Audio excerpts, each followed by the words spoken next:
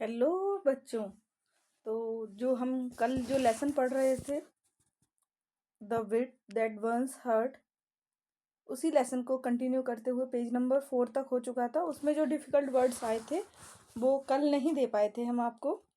तो वो सारे डिफ़िकल्ट वर्ड्स ये हैं: डिस्ट्रॉट, बहुत परेशान; अल्टरनेटिव, विकल्प; रिकाउंटेड, फिर से बताया हुआ; ट्रेम्बलिंग, कांपता हुआ; वैग, अस्पष्ट; एग्जॉस्टेड, थका हुआ; इरिंकिंग, चिढ़ाने वाला; यॉन्ड, जम्हाई; डिसरेस्पेक्टिंग, असम्मान करने वाला; स्टॉर्म्ड ऑफ, गुस्से में चला गया; नोडेड, सिर हिलाना; थॉटफुली, विचारपूर्वक; स्ट्रेटेजिक, रणनीतिक; प्रोफिशिएंटली, कुशलता से; बसलिंग, चहल पहल वाला; स्कॉलर्स, विद्वान; इंट्रिकेटली, जटिल तरीके से; इल्यूमिनेटिंग, ज्ञानवर्धक; एडोन्ड, सजाया गया; एक्सिक्विस्ट, रग्स, बेहद सुंदर और बारीक कालीन; डिस्पाइट, के बावजूद; ऑर्नेट थ्रोन, सजावटी सिंहासन; स्टर्न, कठोर; एविडेंट, स्पष्ट;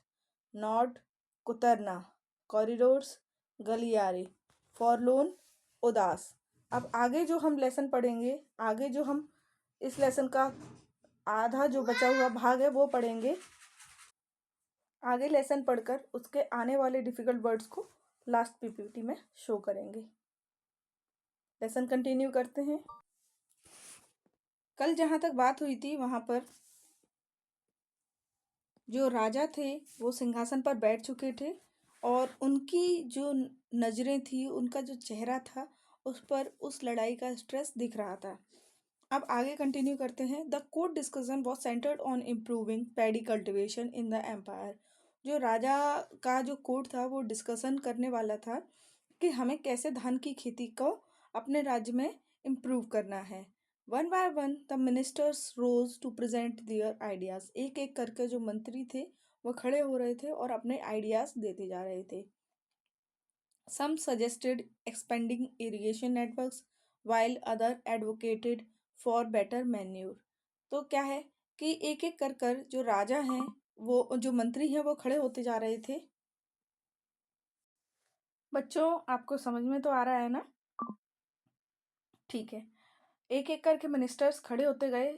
कुछ ने सजेस्ट किया कि हमें इरिगेशन फैसिलिटीज़ इम्प्रूव करनी चाहिए।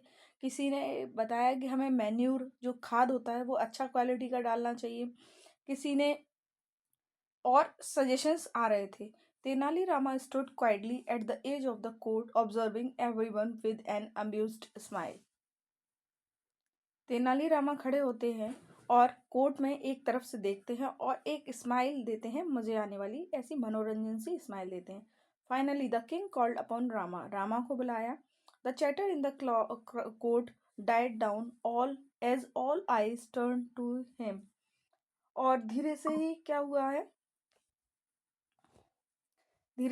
हुआ है कि कोर्ट में फुसफुसाने की आवाज आने लगी है और सारी आंखें जो है वो रामा के ऊपर आके रुक गई हैं। Rama approach the throne. Rama जो सिंहासन है उसकी तरफ जाते हैं। Carrying a plate full of paddy seeds. एक प्लेट है जो इनके हाथ में, वो पूरी फुल है। किस चीज से? धान के बीजों से। Boeing low he begin, your majesty. वो थोड़ा सा झुककर राजा के तरफ बोलते हैं, I bring your a revolutionary type of paddy seeds. If these are sown, the yield will be 3 times greater than the current result. वो बोलते हैं कि मैं एक क्रांतिकारी तरीके का धान का बीज लेकर आया हूँ। यदि हम इस तरीके के बीज को यील्ड मतलब कि खेतों में डालते हैं या बोते हैं तो जो फसल है वो अभी से 3 गुना ज़्यादा अच्छी पैदा होगी। अब murmur swept through the room. कमरे में हल्की फुसफुसाहट फैल गई। One of the courtiers known for his sarcasm. कुछ जो दरबारी हैं जो अपने मजाकिया अंदाज के लिए जाने जाते हैं। Whispers just loud enough to be heard. धीरे से फुसफुसाते हुए आवाज में से बोलते हैं, I wonder if these are magic seeds.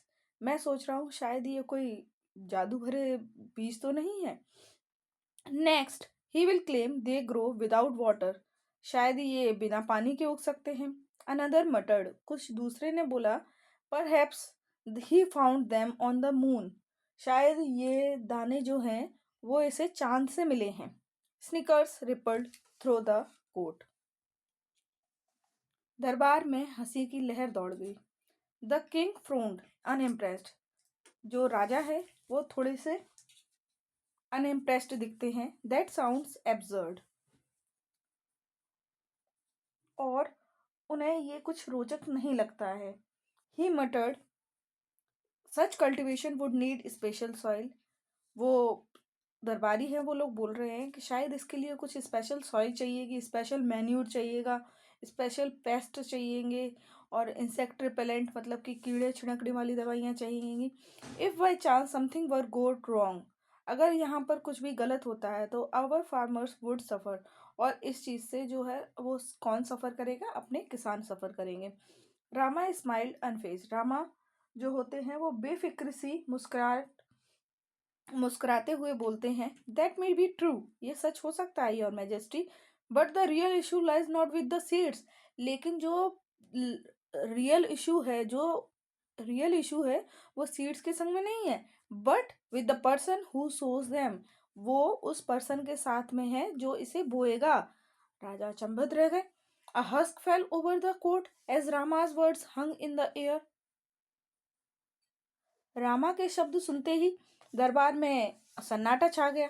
The king's eyebrows furrowed. राजा की भौहें थन गई। What is wrong with the person who sows the seeds? Speak clearly Rama, he roared. वो थोड़ी सी गुर्राते हुए शब्दों में बोलते हैं, रामा सही बताओ, क्या गलत हो सकता है उस पर्सन के संग में जो बीज को बोएगा? Rama glanced around the court, his sharp gaze meeting the sceptical eyes of the courtiers। Rama ने चारों तरफ कोर्ट में एक तीखी नजर डाली और उनकी जो आंखें थी, जो लोग उन्हें संकोच की नजर से देख रहे थे, उनसे जा मिली। तो फिर वो बोलते हैं, if one were to sow seeds without proper care no one would reap a good harvest. अगर कोई व्यक्ति जो बीज है वो प्रॉपर केयर के संग में नहीं बोएगा, वो अच्छी फसल नहीं ले पाएगा। He said pausing for effect. थोड़े समय के लिए रुककर फिर बोलते हैं, and what if the person had a habit of yawning while sowing, wouldn't the seeds scatter unevenly?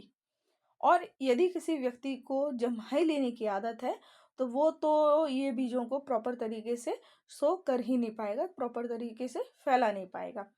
The court erupted into laughter, the earlier sarcasm replaced by genuine amusement। पहले जो व्यक्ति अम्यूजमेंट कर रहे थे, जो कि पहले व्यंग कर रहे थे, अब वो सच्ची हंसी के रूप में हंसने लगे, एकदम से खिलखिलाकर। पूरे दरबार में हंसी का साउंड फैल गया। The king caught off guard sighed and instinctively yawned.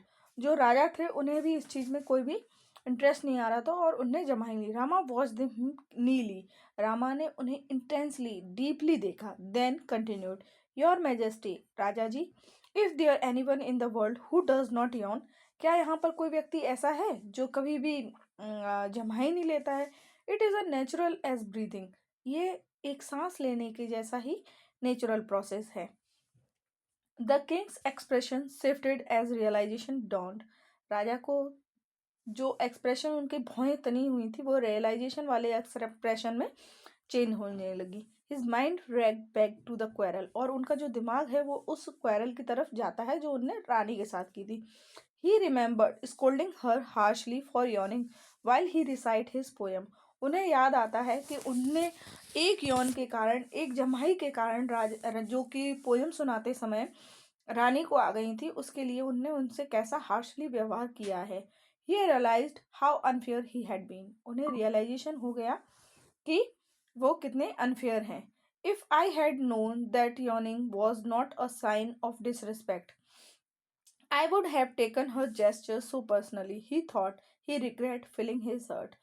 तो वो राजा जो है वो मन ही मन में सोचने लगते हैं कि मैंने उनकी जो जम्हाई थी उसे डिसरिस्पेक्ट की तरह ले लिया और मुझे उनका जो जेस्चर था उसे पर्सनली नहीं लेकर उसे एक नेचुरल प्रोसेस समझकर वहीं पर छोड़ देना चाहिए था। और उनका जो दिल है, जो हर्ट है, वो रिग्रेट से फिल हो गया।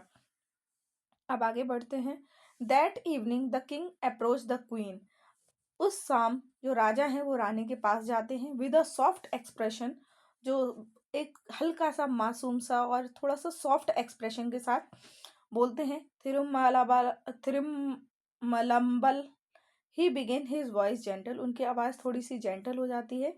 आई have been foolish, I see now that I overreacted, मुझे लगता है मैं थोड़ा सा ओवर रिएक्ट कर गया था। I let my pride behind me, मुझे अपना जो दम्भ है वो थोड़ा पीछे रखना चाहिए था। आई एम सो सॉरी, वो सॉरी बोलते हैं। The queen who had longed for this moment, जो रानी है वो इस मोमेंट का इंतज़ार कर रही थी बहुत समय पहले से। स्माइल्ड एंड रिप्लाइड, वो हंसती हैं और रिप्लाई करती हैं, if you like we can leave this quarrel behind us, अगर आप चाहते हैं तो हम इस लड़ाई को यहीं पर समाप्त करते हैं। I would very much like to listen to your poem, मुझे बहुत अच्छा लगेगा जो मैं आपकी poem सुनूंगी।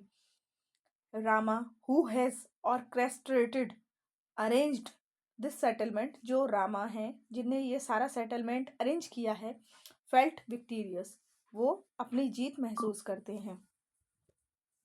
The king and the queen later presented him with valuable gifts, जो राजा और रानी हैं उन्होंने उनको वैल्यूएबल गिफ्ट्स दिया फॉर हिज सर्विस, उनके जो काम है इस सर्विस के लिए। The royal couple bond was restored, जो रॉयल कपल है वो दोबारा से एक हो जाते हैं। And the palace brimmed once again with the joy and laughter, जो पैलेस है जो राजमहल है वो फिर से खुशी और आनंद से ओवरफ्लो होने लगा। तो इस प्रकार से हमने ये कहानी यहीं पर समाप्त की है। नेक्स्ट पार्ट में हम इसके क्वेश्चन आंसर्स और एक्सरसाइज करेंगे, और इस लेसन में जो भी इस पेज तक पेज नंबर 4 से लेकर पेज नंबर 5-6 तक जो भी डिफ़िकल्ट वर्ड्स आए हैं वो अभी आपको मिलने वाले हैं। अगर आपको ये लेसन का हाँ जो एक्सप्लेनेशन है वो अच्छा लगा हो और आप इस लेसन का सॉल्यूशन चाहते हो तो कमेंट में यस लिखें और लाइक बटन दबाएं, सब्सक्राइब करें चैनल, जिससे आपको इसका आगे का जो सॉल्यूशन है वो मिल सके। Thank you. अभी आपको इस लेसन के डिफ़िकल्ट वर्ड्स और ले लेने चाहिए, उसके बाद में फिर ख़त्म करते हैं।